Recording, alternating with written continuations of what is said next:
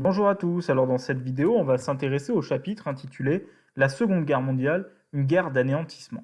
L'objectif n'est pas d'expliquer les causes ou les grandes étapes du conflit, mais de traiter seulement la notion centrale du chapitre qui est guerre d'anéantissement. Alors, quelques petits rappels avant de débuter quand même. La Seconde Guerre mondiale débute le 1er septembre 1939 et oppose deux camps.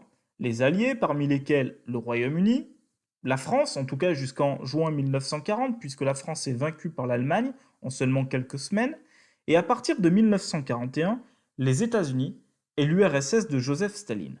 En face, on retrouve un autre camp, l'Axe, composé de l'Allemagne nazie d'Adolf Hitler, de l'Italie fasciste de Mussolini et du Japon d'Hirohito.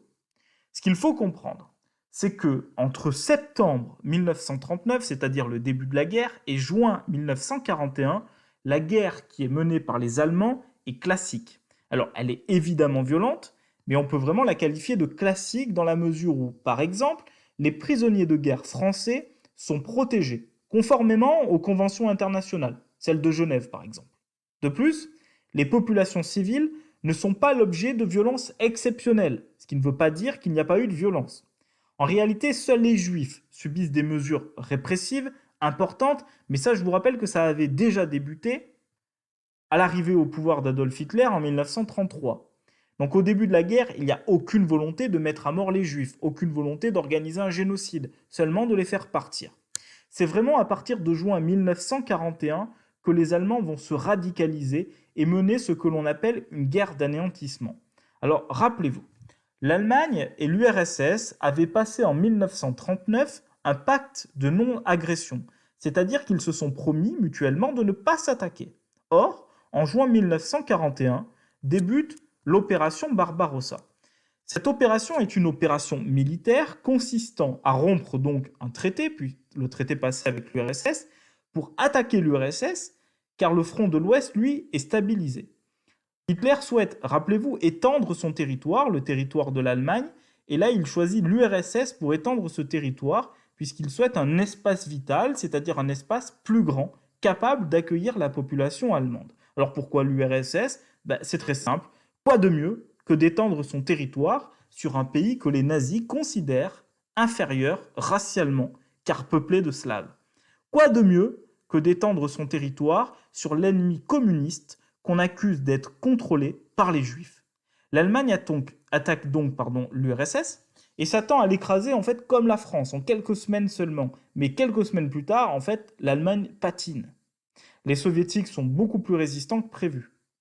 Alors rappelez-vous, pour comprendre la Suisse, il faut se rappeler que les nazis sont profondément antisémites. C'est-à-dire qu'ils ont la haine des juifs. Et les nazis sont convaincus que les juifs organisent un complot mondial visant à prendre le pouvoir, que dans le cadre d'une grande guerre raciale, les juifs souhaitent la disparition de l'Allemagne et de son peuple, et que les juifs utilisent le communisme comme arme. Et à la fin de l'été 1941, les Allemands avancent difficilement et cherchent des coupables. Il faut expliquer ce problème militaire. Et le raisonnement est simple.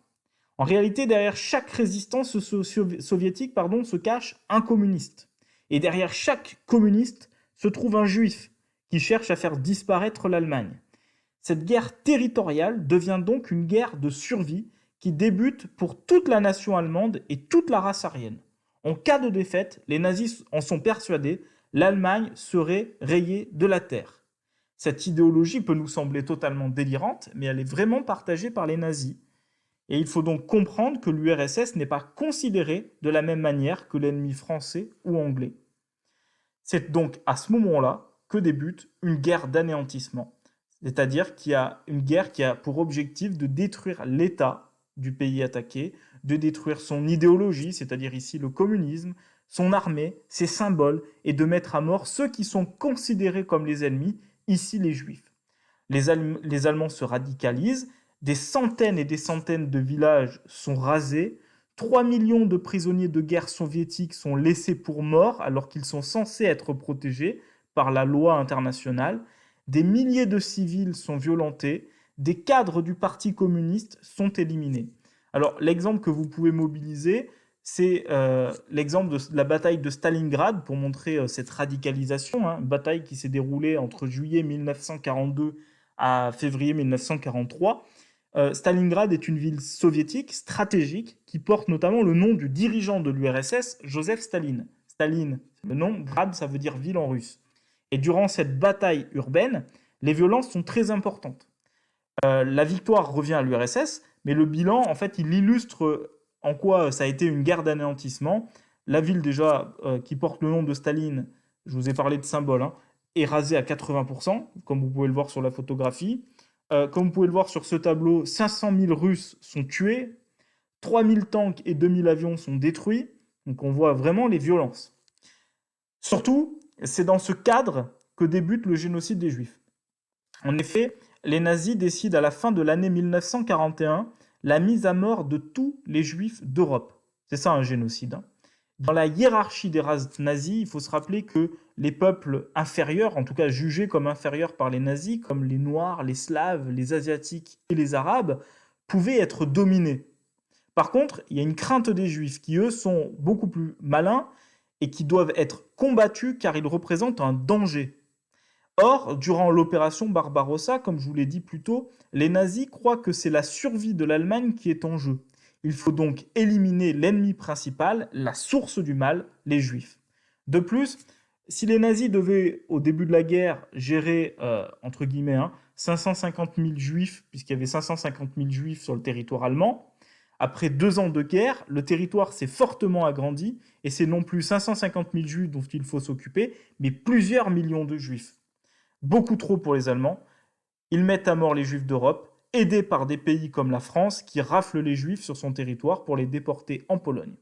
Les Juifs d'Ukraine ou du RSS sont tués par des groupes mobiles de tuerie qui utilisent différents moyens comme les camions à gaz que vous pouvez voir sur la photographie de gauche ou les fusillades comme à Babi Yar en Ukraine où 35 000 Juifs sont tués en 2 jours. En Pologne, territoire sur lesquels on trouve le plus de Juifs, sont construits des centres de mise à mort, comme Belzec, donc vous avez le plan à l'écran, Treblinka ou Auschwitz. L'objectif est de déporter les Juifs qui étaient rassemblés dans des ghettos ou dans des pays alliés ou occupés par l'Allemagne vers ces centres pour les tuer, notamment par le gaz. Alors comment ça se passait? C'était très simple. Les Juifs arrivent par train, ils arrivent donc sur une rampe d'arrivée, sont envoyés ensuite dans une salle pour se déshabiller, ils sont tondus, puis gazés. Leurs corps sont ensuite jetés dans les fosses communes, c'est le numéro 13 sur le plan, et quelques mois plus tard, on décide finalement de les brûler pour des raisons sanitaires. Bref, dans ces centres de mise à mort, les Juifs ne restent pas plus de 3 heures.